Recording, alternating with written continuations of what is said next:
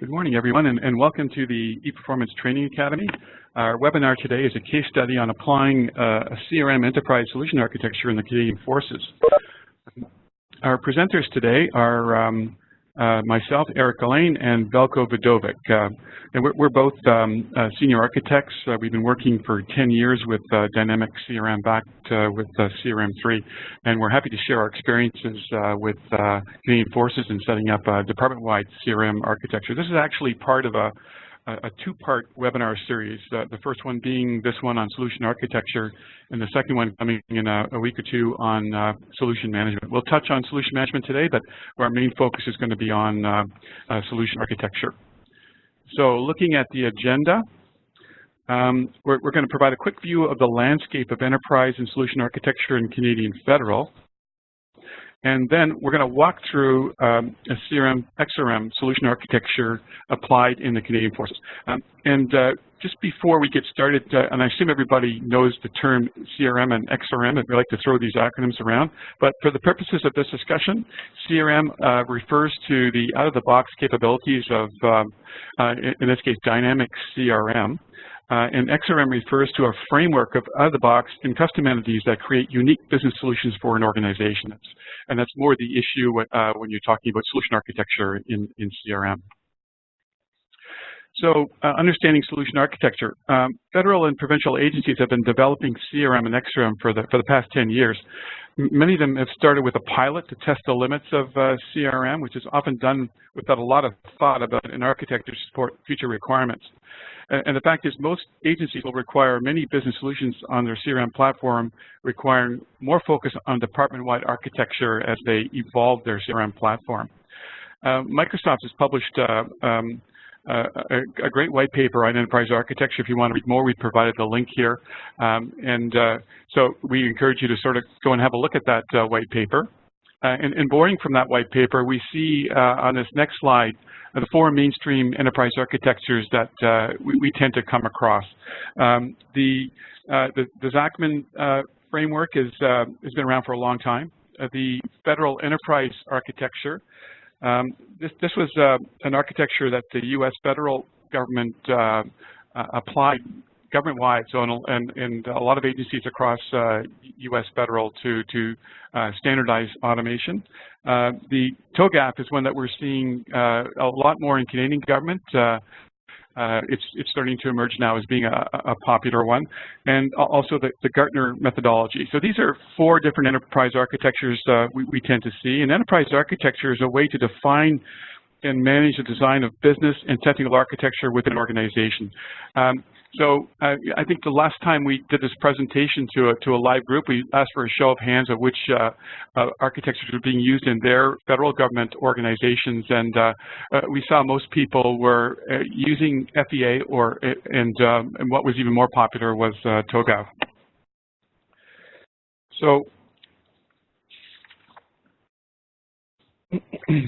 So if enterprise architecture looks at all the business automation requirements and technology within a department, where does solution architecture fit in? So, you know, if you look for a definition of solution architecture, you're going to find a lot of different definitions. So, you know, for the purposes of this presentation, we've picked we've picked this definition. We find it useful to view a CRM solution architecture as a vertical slice of an enterprise architecture that defines all of the elements of a business and technical model needed to automate CRM in a department-wide context. And the architecture we're showing you today would easily fit into, say, an FEA or TOGAF enterprise architecture. So Canadian Forces, they got involved with Dynamics CRM a few years back. They saw it as a tool they could use department-wide within their organization. So they started with a two-phase project. The first phase was a pilot to implement a solution within CRM, and you know, which was a very successful project for them. They implemented for 50 to 60 users. And upon completion of the pilot, actually they ran it in production for almost 2 years. They recognized a need for an enterprise approach to onboard other additional solutions that across their enterprise.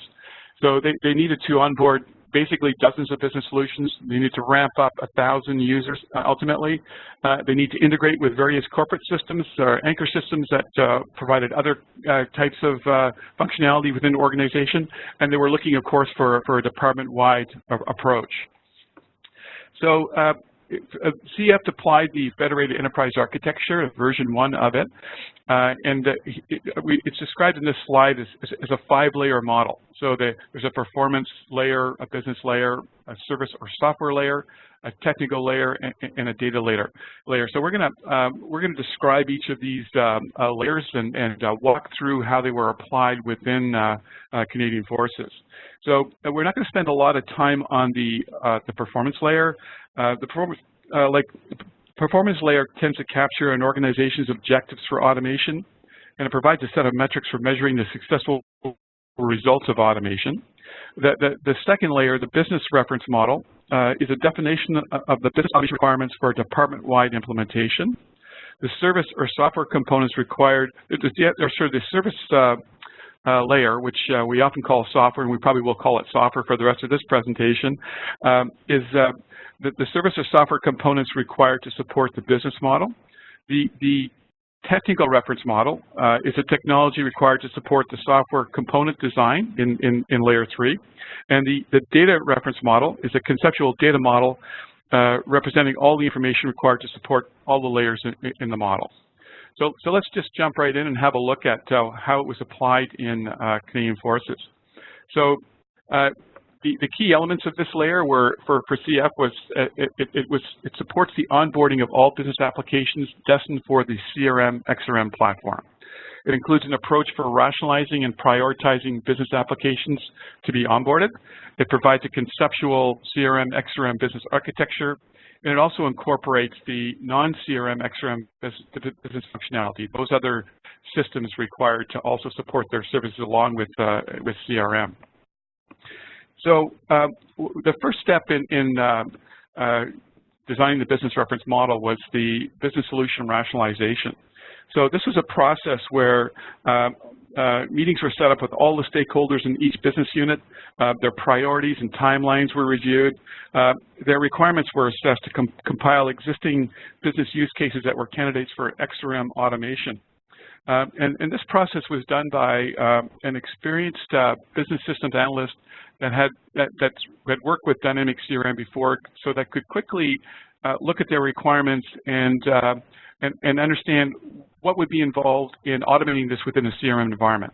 So we see that if we look at the various columns in this rationalization table, so for example, on the left we see the solutions. So these were different solution areas or different stakeholder groups within the organization, like financial counseling, insurance, payments, call centers, grants, loans, etc.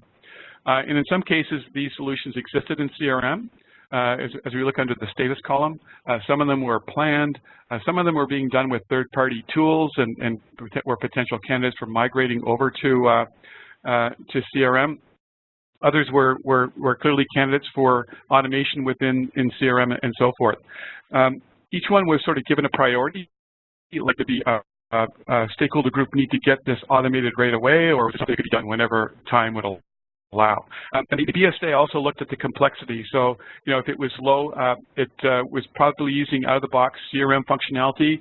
So it was just a matter of training and getting going. If it was high, it meant that there were some XRM entities that needed to be configured, so some work was involved. So this allowed them to kind of create a prioritized list of solutions that could be developed on the CRM platform.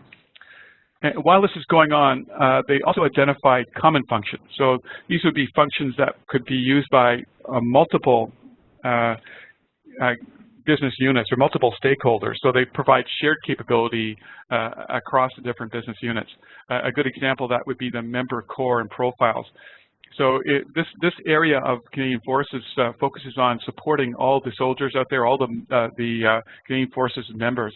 And so what's important to them is to have a profile and a lot of detailed information on each member. And of course, this member information is used in almost all the services that they provide. So it's an example of a reusable entity that needs to be shared across multiple business units. So all these common functions were captured in this process.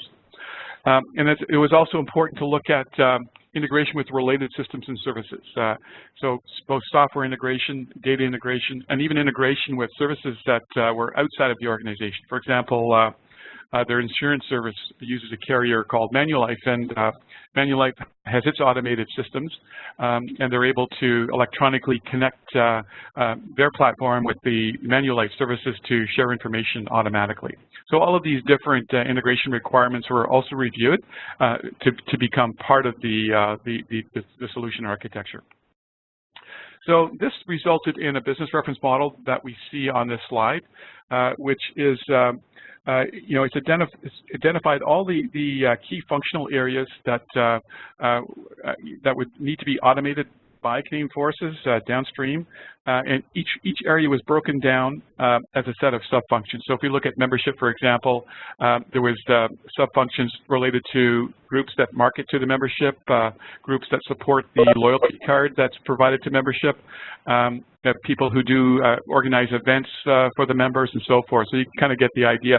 So this model provided the basis for defining the next layer, which was the software reference layer. So the software reference model, or layer, the key elements there are to align the business requirements with the service components that would support them, and to create a service component model for the division. So let's have a look at in more detail at this.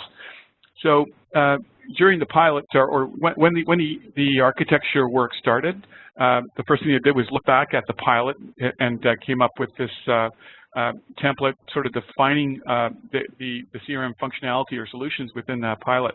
So if we look at the top layer, we see how the system is being accessed at the presentation layer, and that was through Microsoft Outlook and through a web point. Users would come in either fashion. And as we drop down, we see the solution layer. And these solution areas correspond to actual solutions within CRM. We have one for financial counseling and one for insurance. And then we drop down to the next layer, and we see the common functions, mostly out-of-the-box functions that support these solutions. And below that, we have an interface layer that supports the interfacing with other systems, which is mostly Microsoft during the pilot. So that was the initial view, the pilot phase view of the architecture.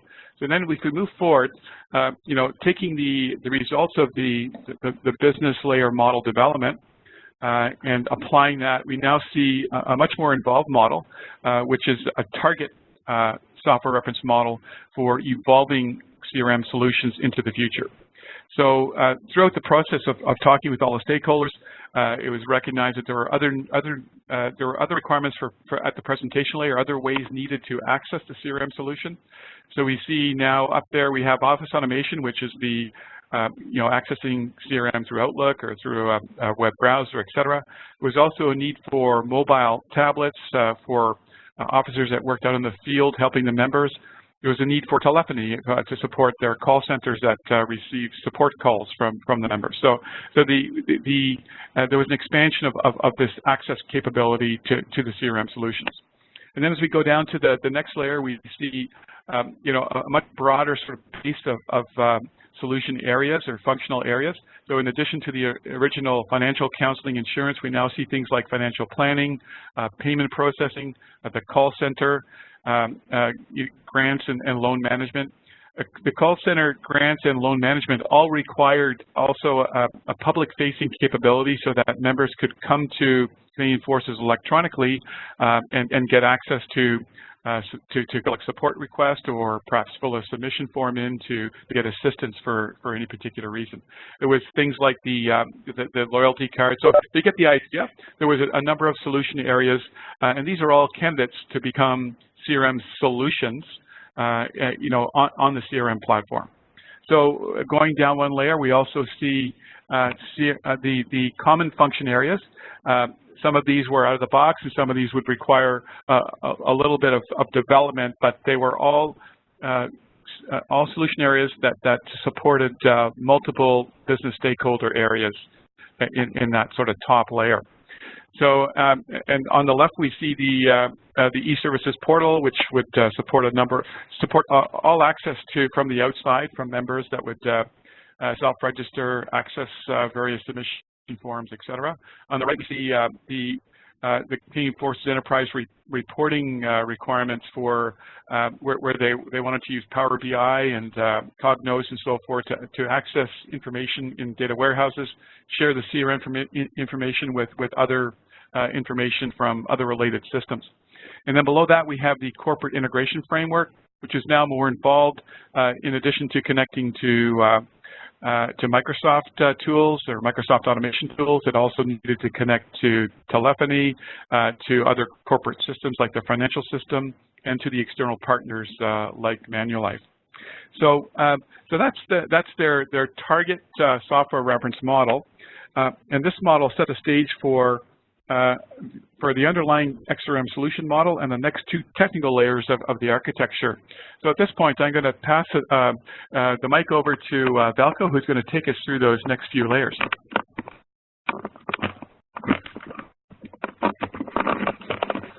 Hello, everyone. So yeah, so I'll catch up from here. Thanks, Eric, for the first part of the presentation. So I will be covering the other two reference models. So the technical reference model and the data reference model. So important things to mention about the technical reference model is that first it consists of 4 layers of technology that we will see on the next slides. It also applies some non-functional requirements assessment of CRMXRM on the scaling architecture and the SCMS onboarding requirements document. So basically, the SCMS onboarding templates have been used in get the proper picture of what the architecture should look like. And the third important thing is that it also provides a hardware-software platform architecture for 1, 3, and 5-year horizon, because it has to support the different stages and of the project. So going to the diagram, we can see these 4 major levels.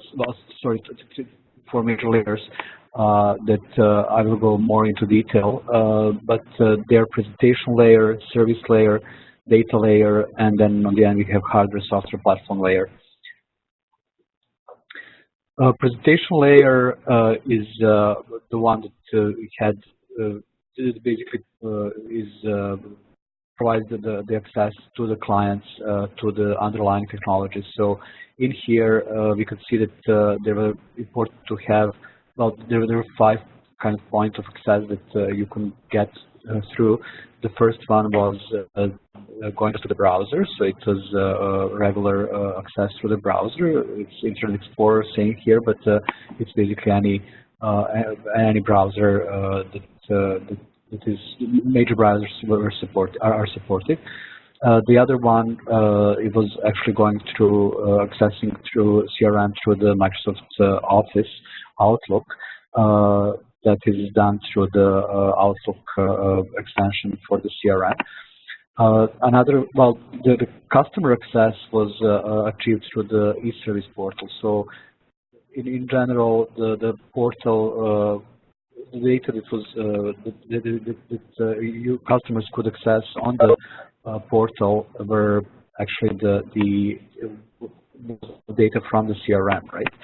So that was the third path, and then 2 others were mobile clients. So as Eric mentioned before, the access through the smartphones and the tablets, and the last one, telephony. So basically the contact center integration with the CRM.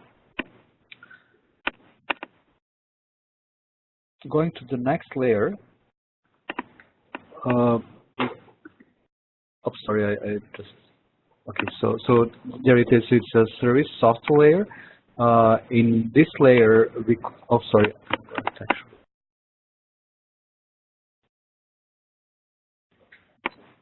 Yeah.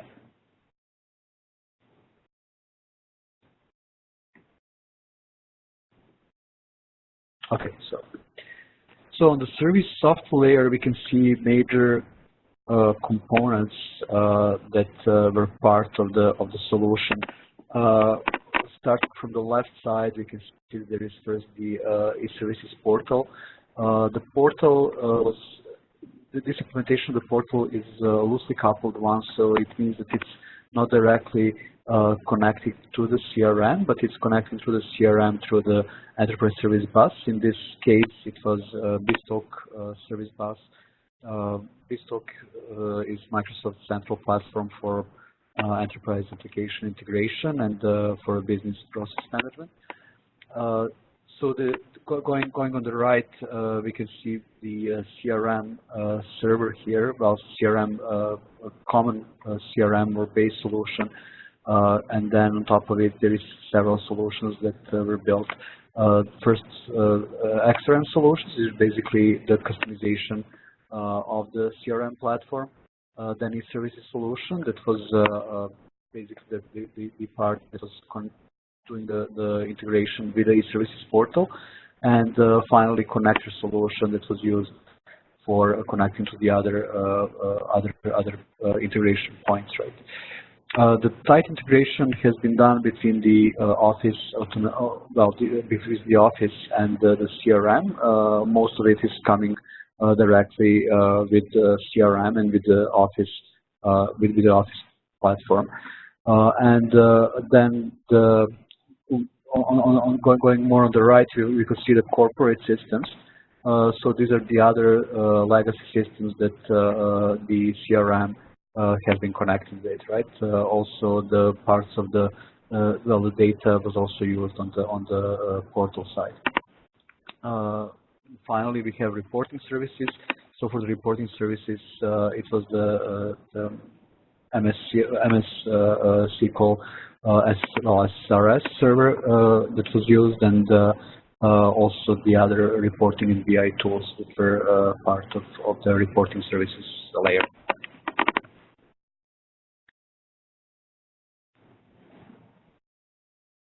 So in data layer, we can see that there are three major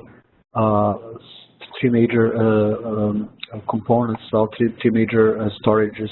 The first one being the e-services database. So it was standalone database. It was containing the consumer data, customer data, and then on the other side there is a SQL server that was reserved for CRM tenants, so CRM organizations.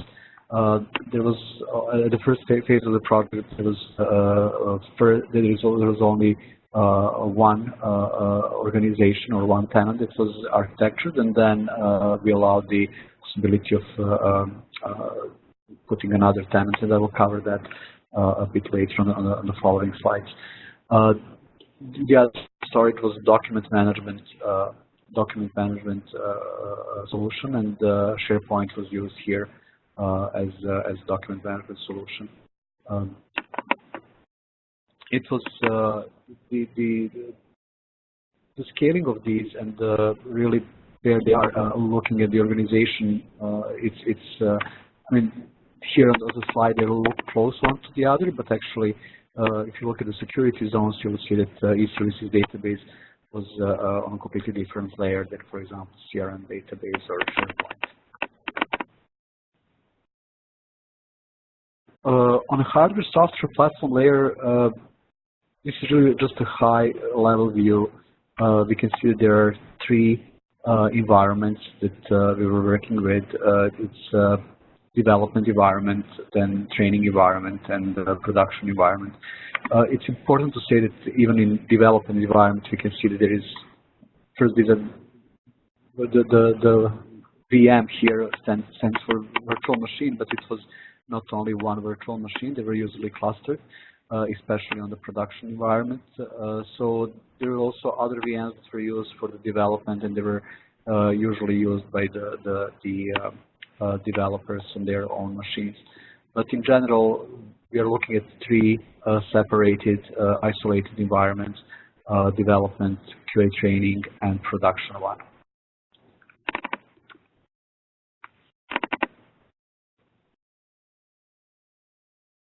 So the one of the deliverables for the architecture was a very detailed document that were covering the all of the components and going in details with each of the environments, right? So as I mentioned, all of this has been built from SCMS templates, and the important thing to mention that it was really targeting the 1, 3, and 5-year horizon, and the survey has been done, and then the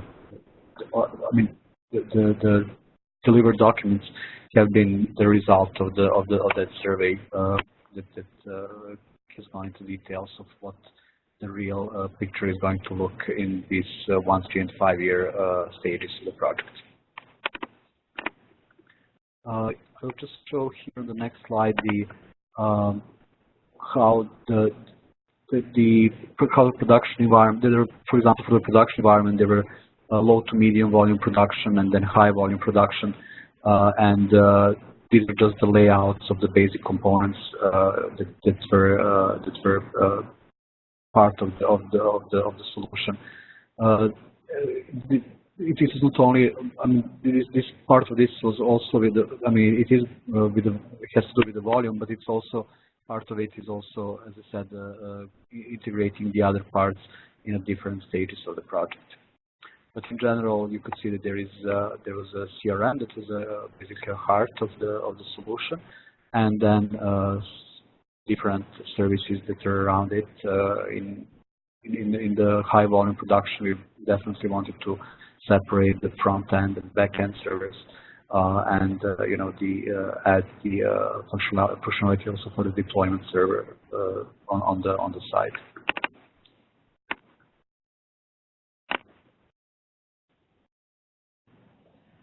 Going more into the data reference model, so in data reference model, it's basically the layout of the definition of all the entities and all the relationships that are important for the solution. It was based on the open structured extendable server-oriented architecture, and it was really important to support the evolving needs of the department. It also aligns with the departmental business intelligence initiative, and it resulted in a common reporting service solution.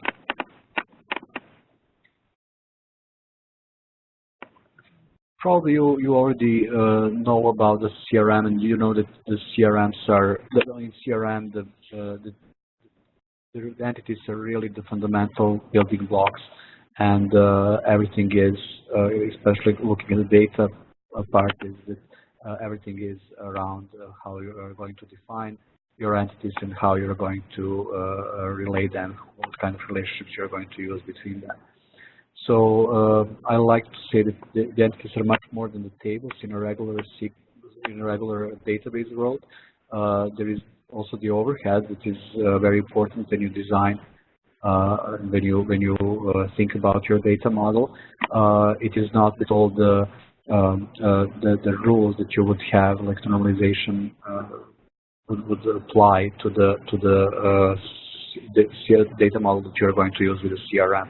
And as I mentioned, that's because around the CRM entities there is so much more than just the data. You have the workflows, activities, relationships are constrained in a way that you cannot use all types of relationships that you can use with the regular databases. And then there are views and reports and dashboards that are also going around it. So in the next slide, I'll try to give you just some of the challenges that we have, and they're basically that you can see on most of the CRM projects. It's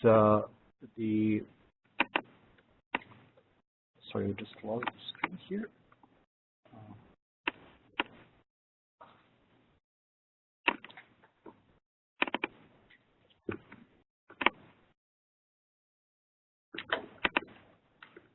Okay, so I assume, yeah, you can see it's just here in the room. So we are talking about well, I want to mention the case when you have maybe have already created, already have the relationship and the surrounding entities, around one entity, and then we want to extend it with the similar but not the same model, right? So in this case, we had already contact with the activity and the insurance entities being in relationship, and then the next thing that we wanted to do was to add another part which is very much alike but contains a link to another entity. In this case, it was the disability entity.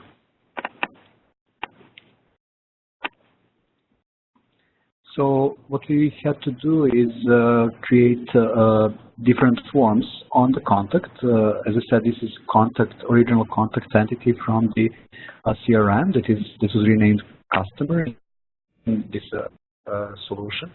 And then we built two forms. One linking to the data to the insurance, so basically the previous how it was done in the first phase, and then just adding another entity and customizing the form for the second second part of the solution, so the extended one.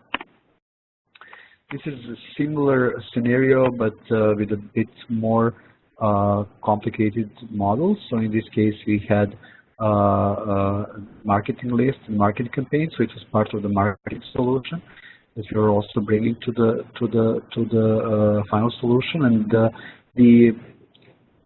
here what has been the similar scenario has been done. It was also doing creating multiple forms, but you can see that here we also had to create a couple of relationships on top of it, like the one between the marketing campaign and marketing list was also we also had to add.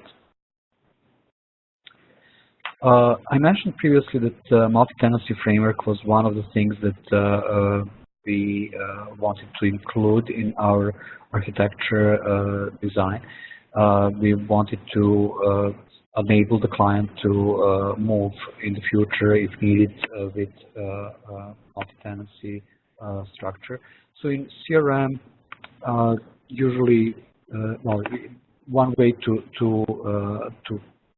design your solution is to use one tenant, and it works very well. The issue with the one tenant is that you can hit the limit, and then what you need to start thinking about is to basically going to multiple tenants.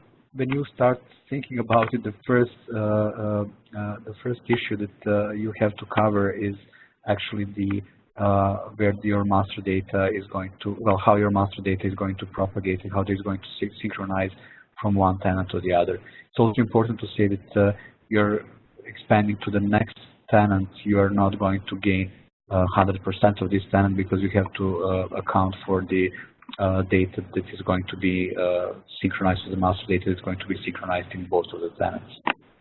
In here we can see that how one way that can be achieved. Since tenants are completely separate in the CRM world, you cannot do direct connection between them. But what you can do is, through the either BizTalk or any other bus, you can connect these two tenants and achieve the synchronization between the data. This list shows the strengths and weaknesses, right, of each of the solutions. So in the single tenant environment, there is the master data management is very simplified. It supports mass standardization because everything is in one place, right? The strategy is a good strategy for early onboarding stage, and it's a common group of users, so you don't have to create separate sets of users in different tenants, right?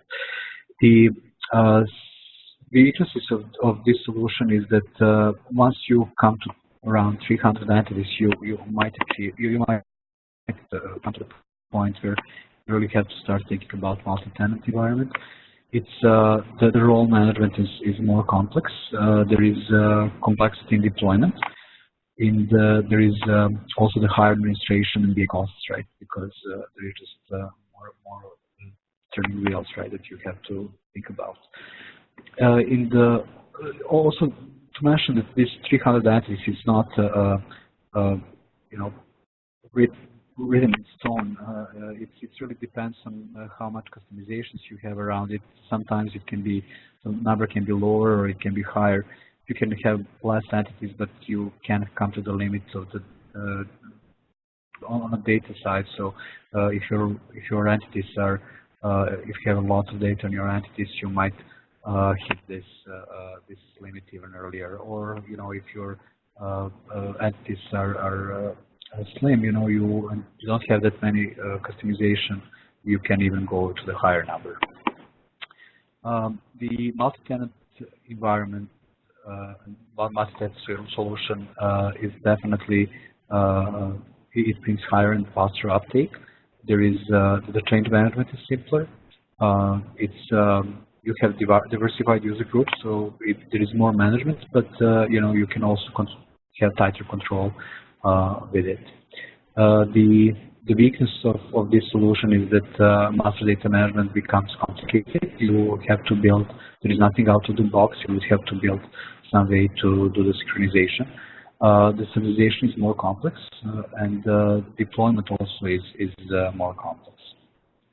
So these are, as I said, the things to think about, and in general, there is a lot of projects that I see that starts with one tenant, and then if needed, move to the multi-tenant environment. Sometimes it's requirements just from the start.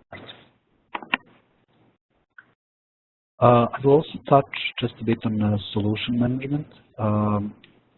So CRM solutions are really something that should be understood very well. It is part of your release management. It's really more than that. You want to really understand how they work and what are the consequences of using one or the other. In most enterprise-wide implementation of CRM, you will very likely see both types of solutions.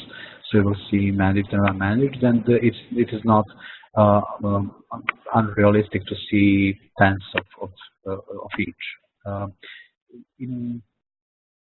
It's really, as I said, the solution layering and how you're going to set up the solutions, what are the dependencies, and how you're going to build your final system with different solutions are a kind of art, right? And you want really to spend quite a bit of time on it and define exactly what each of the solution contains, and as I said, also very important what type of solution you're going to use for that specific group of customizations.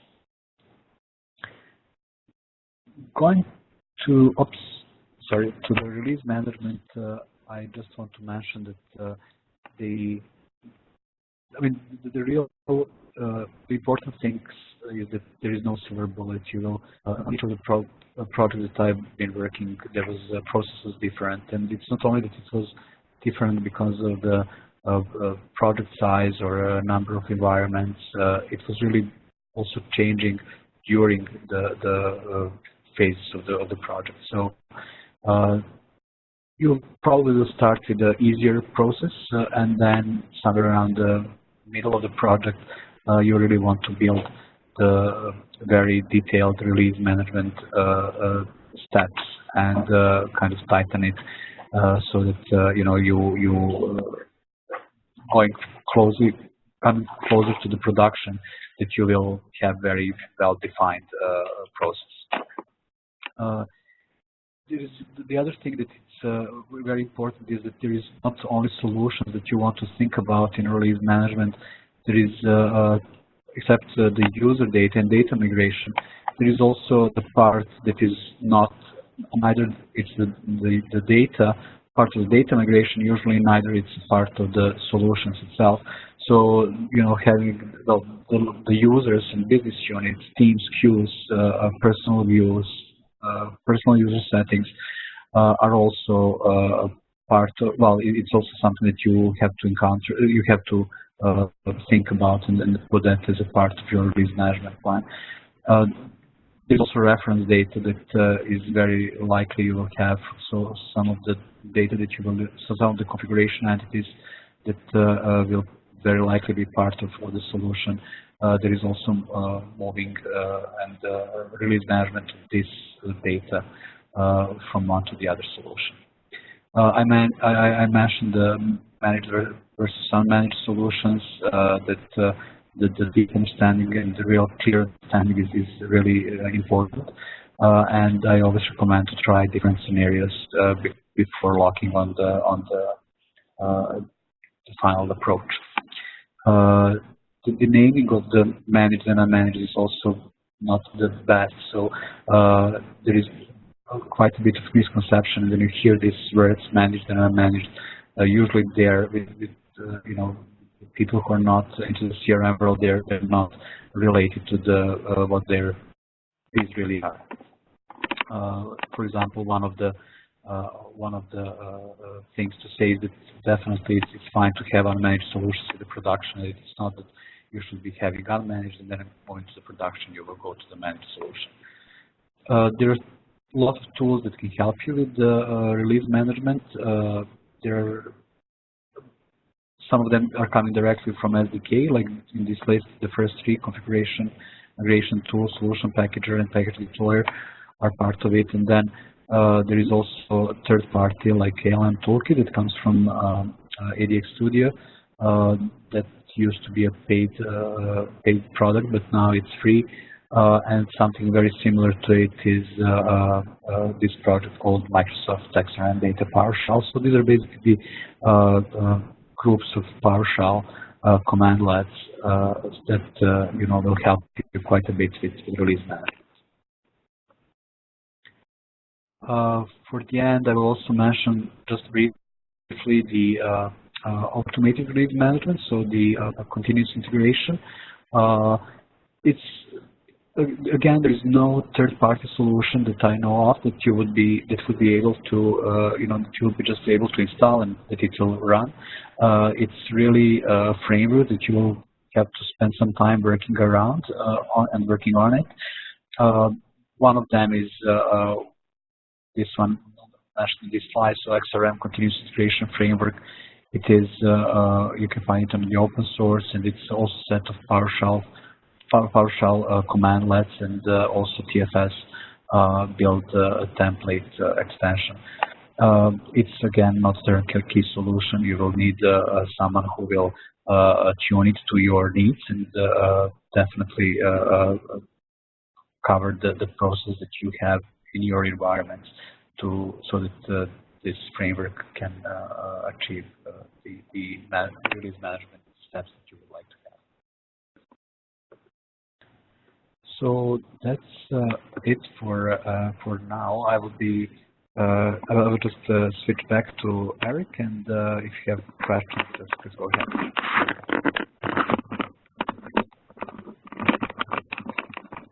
Thanks, Velko. That was great. So we've been through all the layers of the CRM solution architecture.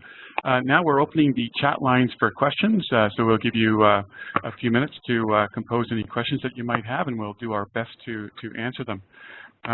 One question that's come in here is, were there any challenges associated with gathering business requirements? Did the business analyst require some knowledge of CRM? And that's a good question, and this is an issue with CF, and we see this with other agencies as well, is that, you know, traditionally, back in the day, you know, we did business requirements separate, and then we went and looked at what technology you could buy or build to suit those requirements. But, you know, with solutions like Dynamics CRM, they have a lot of functionality, a lot of built-in capability. So you really have to come from both sides. You need to bring the business requirements in, but you also need to have the knowledge of CRM.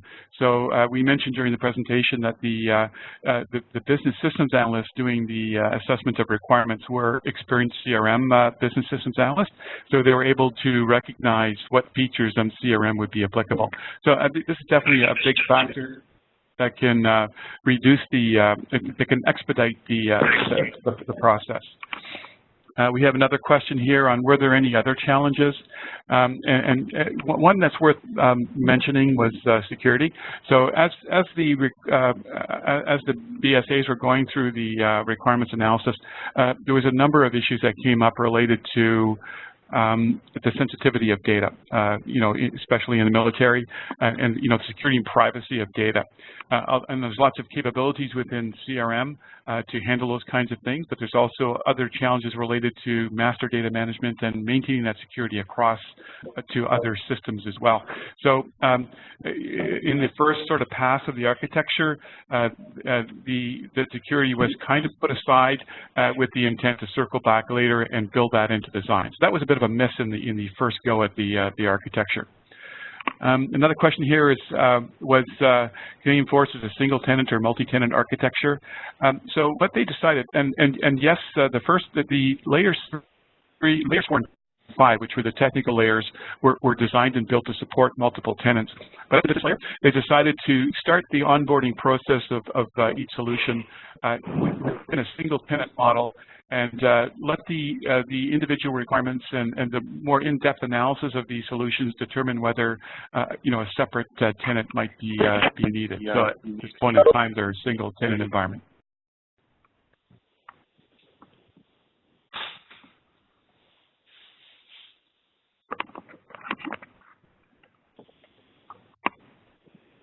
Okay, so I think that's all the questions we have, so we're going to wrap up.